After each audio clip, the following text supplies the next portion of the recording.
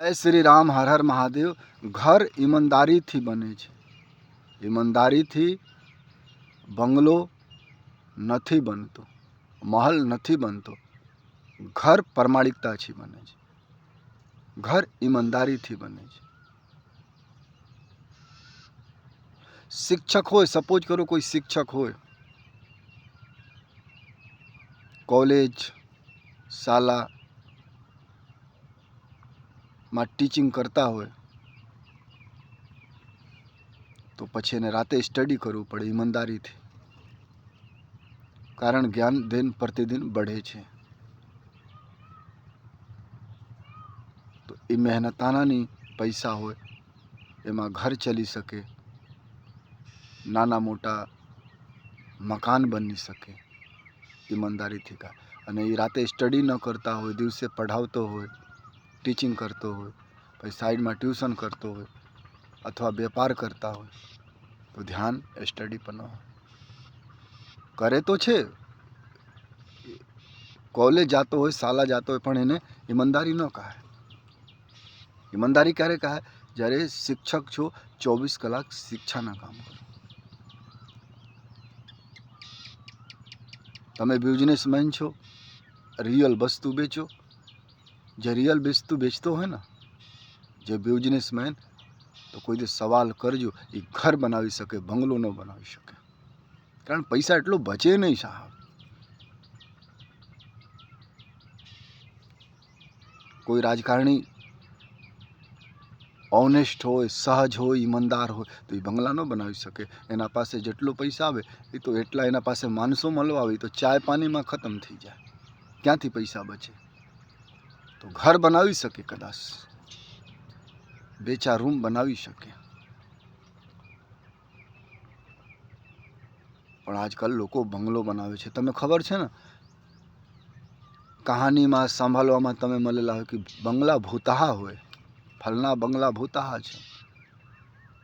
આજ બંગલા તો છે, સેંકડો સાલ જૂના આજ પણ બંગલો છે, મહલ છે ભારતમાં, અમેરિકામાં, ચાઇનામાં, રશિયામાં, જાપાનમાં, પણ કોઈ રહેવાવાળા નથી.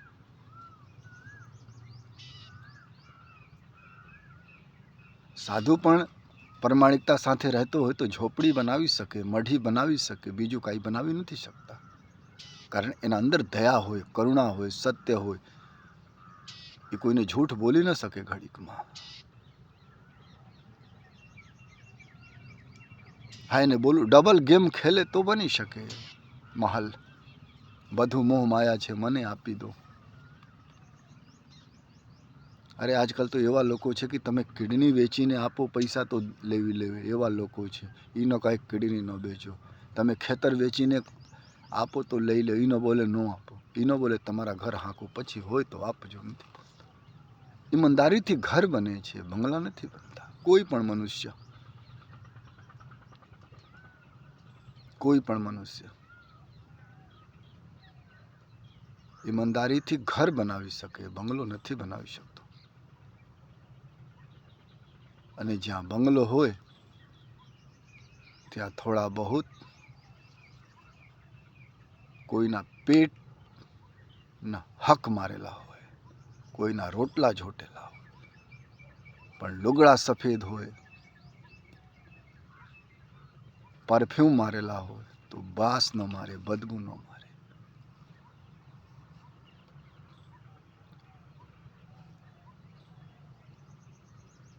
પર મહેનતાના હોય, પ્રમાણિકતાથી કામ કરો તો એને મહેનતાના બોલાય. તમે ઈમાનદારીથી કામ કરો, જે પૈસા મળે, ભલે 50 લાખ મળતો હોય, 50 કરોડ મળતો હોય, એ મહેનતાના કહાય.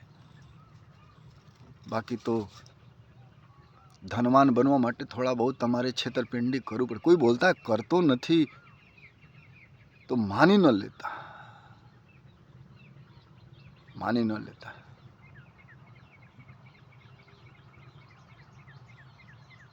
રામ ભગવાન સાથે પ્રેમ કરો, એના જેવા બનો, પ્રમાણિકતા બનો, તપસ્વી બનો.